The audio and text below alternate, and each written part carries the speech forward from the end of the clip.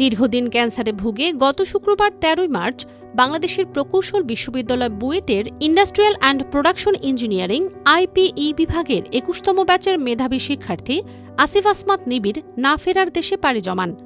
তার মৃত্যুর পর ৩ বছর আগের একটি ফেসবুক পোস্ট ভাইরাল হয়। ওই পোস্টে নিবিড় উল্লেখ করেন তার খাদ্যাভ্যাসের কারণে ক্যান্সারের ঝুঁকি বাড়তে পারে।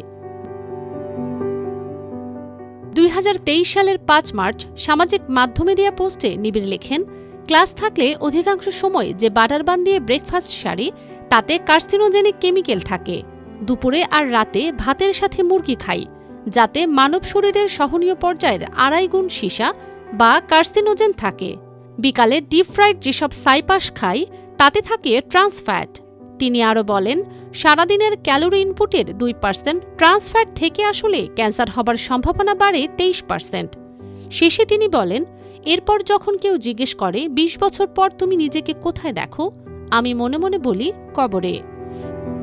পোস্টটিতে নিবিড়ের করা ভবিষ্যৎবাণী যেন বাস্তবে মিলেছে। তার ৩ বছর পরই ক্যান্সারে আক্রান্ত হয়ে মারা যান তিনি। আসিফ আসমাত নিবিড়ের বাড়ি চুয়াডাঙ্গায়। তিনি চুয়াডাঙ্গার ভিক্টোরিয়া জুবিলি সরকারি উচ্চ বিদ্যালয় ও চুয়াডাঙ্গা সরকারি কলেজে অধ্যয়নের পর প্রকৌশলী হবার স্বপ্ন নিয়ে বুয়েটে ভর্তি হয়েছিলেন।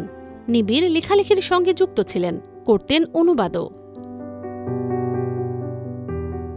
বুয়েটের একাধিক সূত্র জানিয়েছে, নিবিড় দীর্ঘদিন ধরে মেটাস্ট্যাটিক অ্যাডেনোকার্সিনোমা নামক জটিল ক্যান্সারে আক্রান্ত ছিলেন। গত কয়েক মাস ধরে তার চিকিৎসার জন্য অসংখ্য মানুষ এগিয়ে এসেছিলেন।